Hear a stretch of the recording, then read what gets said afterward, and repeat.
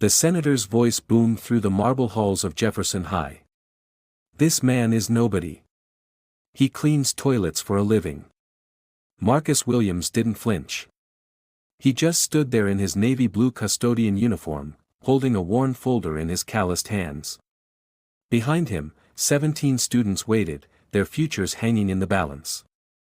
What happened next would shake the foundations of power in Washington, D.C. and prove that sometimes the quietest voices carry the loudest truth. This is the story of how one janitor brought a corrupt senator to his knees, saved an entire community, and reminded us all that honor has nothing to do with the title on your door. Marcus Williams was 53 years old, and to most people at Jefferson High School in Richmond, Virginia, he was invisible. Not literally, of course. But in the way that people in certain jobs become part of the scenery. The furniture. The background noise. He arrived every morning at 5:30 a.m., before the first teacher pulled into the parking lot. His silver pickup truck, 14 years old, held together with duct tape and prayer, would rattle into the maintenance lot behind the gymnasium. Marcus would clock in, change into his uniform, and begin his rounds. Hallways. Bathrooms. Cafeteria. Classrooms. He mopped floors that would be scuffed by noon. He scrubbed graffiti off bathroom stalls that would be tagged again by Friday. He fixed broken lockers, unclogged toilets, replaced light bulbs, and hauled trash bags twice his weight. Nobody thanked him. Nobody even looked at him. But Marcus didn't mind. He hadn't taken this job for recognition. He'd taken it because 15 years ago, after losing his accounting job during the recession and burning through his savings, this was the only work he could find that kept food on the table and his daughter in school. His daughter, Nia, was now a sophomore at Howard University studying engineering.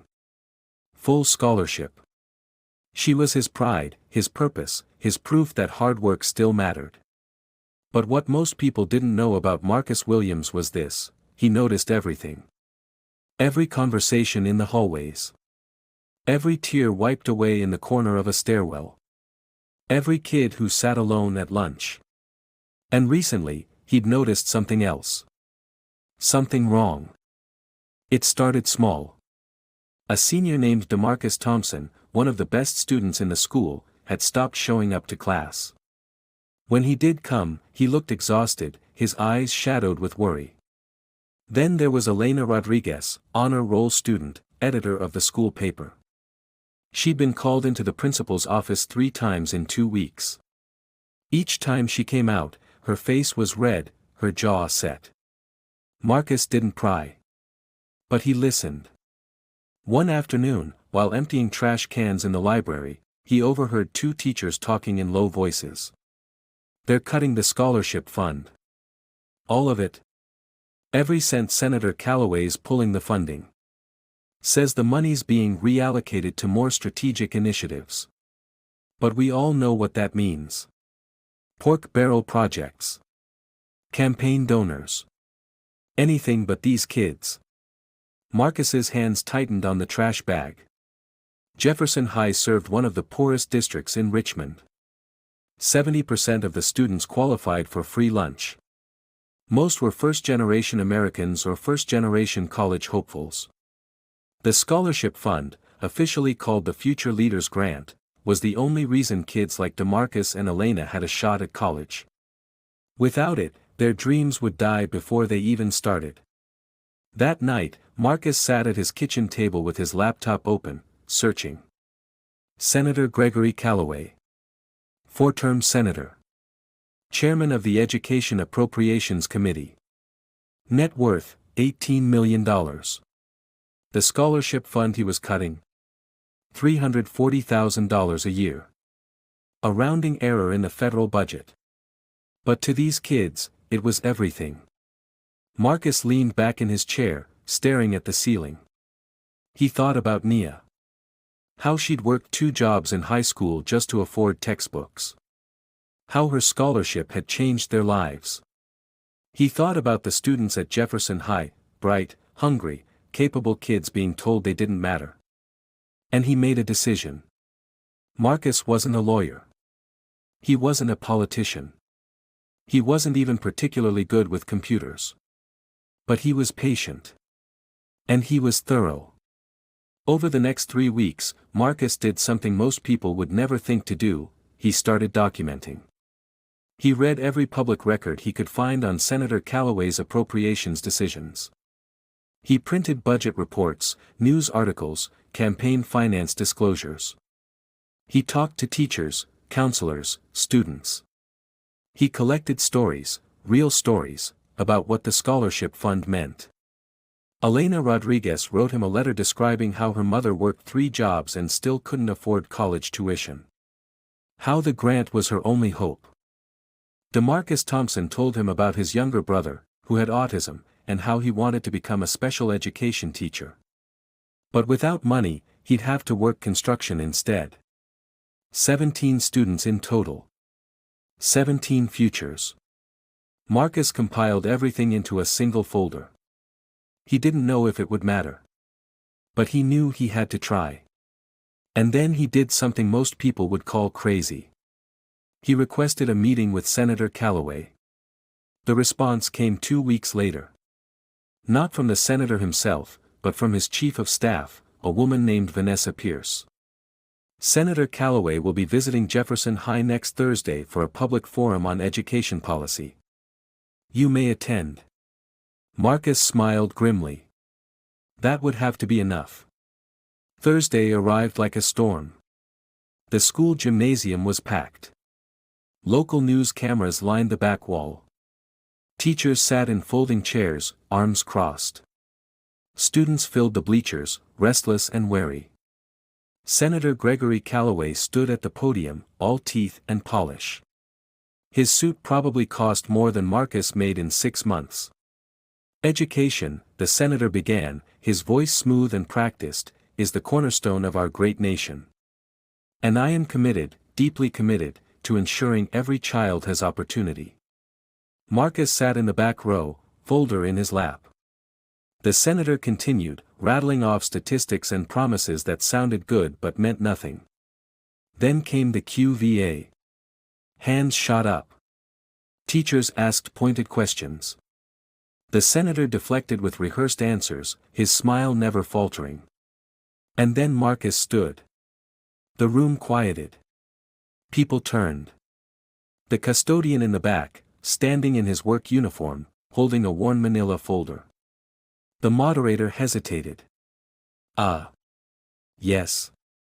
You have a question. Marcus's voice was calm, steady. Senator Callaway, why are you cutting the Future Leaders grant? The senator's smile didn't waver. We're not cutting it. We're reallocating funds to programs with broader impact. Broader impact than sending kids to college. A ripple of murmurs spread through the crowd. The senator's tone sharpened. I don't think you understand how federal budgets work, Mr. Williams. Marcus Williams. I'm the janitor here. The senator chuckled. Not kindly. Well, Mr. Williams, with all due respect, budget decisions are made by people with expertise. Not. He gestured vaguely. Not custodians.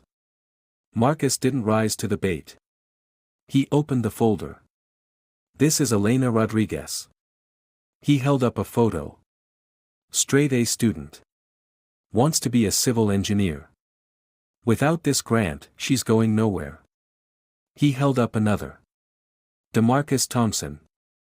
Plans to teach special needs kids. His dream ends here if you pull this funding. Another photo. Another story. 17 faces. The cameras turned. The room was silent. Senator Callaway's smile was gone. This is a stunt. No sir, Marcus said quietly. This is 17 kids you'll never meet. Because people like them don't show up in your fundraisers. Colonel Thomas Briggs, retired U.S. Army, walked slowly into the gymnasium. He was 72 years old, Silver Star recipient, and a Jefferson High alum from 1969. He'd heard about the forum. And he'd heard about Marcus. Senator, the colonel said, his voice cutting through the tension like a blade. "I taught high school here for 30 years after I left the service. I've seen a lot of politicians come through making promises. But this man?" He pointed at Marcus. "He shows up every single day. He doesn't make speeches. He just works. And now he's fighting for kids who don't have a voice." The senator tried to respond, but the colonel wasn't finished. "You want to cut $340,000 from kids who need it, so you can fund what? Another bridge to nowhere? Another donor kickback?" The room erupted in applause. The news cameras swiveled.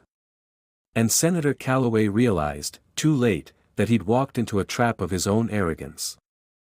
The video went viral within hours. Senator mocks janitor, gets destroyed by veteran. Millions of views. Trending nationwide. The backlash was instant. Social media exploded. Op-eds appeared in major newspapers. Parents, teachers, veterans, people from every corner of the country, rallied behind Marcus Williams. Within 48 hours, Senator Calloway's office issued a statement: "After careful review, the Future Leaders Grant will be fully restored." But Marcus wasn't done. He used the momentum. He contacted journalists, appeared on local news, spoke at town halls. Not for himself. For the students. And then something unexpected happened. A coalition of donors, businesspeople, alumni, private foundations, came together and tripled the scholarship fund. $1.2 million. Enough to send not just 17 kids to college, but 60. 6 months later, Marcus Williams stood in the same gymnasium. But this time, he wasn't in the back row. He was on stage. The school board had honored him with the Community Leadership Award. News outlets called him a hero. But Marcus just smiled and shook his head. "I'm not a hero," he said into the microphone. "I'm just a guy who couldn't stay quiet." Elena Rodriguez was in the audience, acceptance letter from Virginia Tech in her hand. DeMarcus Thompson sat beside her, headed to North Carolina AVET in the fall. 17 students. 60 futures. And one janitor who refused to be invisible. Marcus Williams still works at Jefferson High. He still arrives at 5:30 a.m. Still mops floors and fixes lockers. But now, when students pass him in the hallway, they stop. They nod. They say his name. Because they learned something that day in the gymnasium. That power doesn't come from a title. It comes from courage. And sometimes, the person who changes everything is the one nobody saw coming. Have you ever been underestimated? Have you ever seen someone fight for what's right, even when the odds were stacked against them? Share your story in the comments below.